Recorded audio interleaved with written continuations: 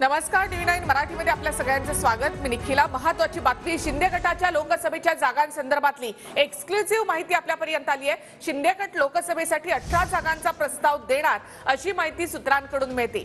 2019 मध्ये धनुष्यबाण चिन्हावर जिंकलेल्या 18 जागांवर शिंदे गट दावा करणार अशी सूत्रांची माहिती मिळते।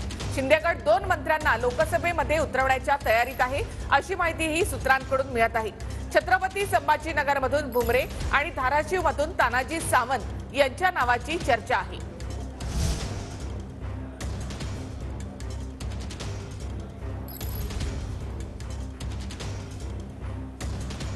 तर शिंदेची शिवसेना 18 जागांवर ठाम आहे। शिंदेची शिवसेना महायुतीमध्ये 18 जागांचा लवकरच प्रस्ताव देणार अशी माहिती टीव्ही9 मराठीला सूत्रांकडून मिळाली आहे।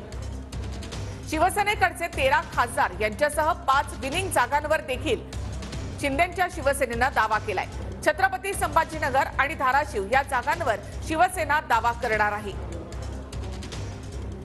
दक्षिण मुंबई, सिंधुदुर्ग, रत्नागिरी, परभणी या जागांवर देखील शिंदेची शिवसेना दावा करणार।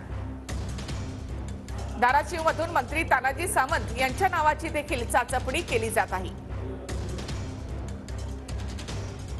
तर छत्रपती संभाजीनगरमधून संदीपान भुमरेंच्या नावाची चाचपणी सुरू आहे अशी माहिती सूत्रांकडून मिळते। 5ही जागांवर ठाकरे गटाच्या विरोधात तगडा उमेदवार देण्याची तयारी शिंदेच्या शिवसेनेने केली आहे। छत्रपती संभाजीनगर आणि धाराशिव मतदारसंघात खासगी सर्वे देखील शिवसेनेकडून करण्यात आलेला आहे।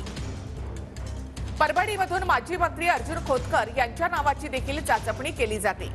दक्षिण मुंबई, सिंधुदुर्ग, रत्नागिरीमध्ये लोकांची मतं देखील जाणून घेतली जात आहेत अशी सूत्रांची माहिती आहे।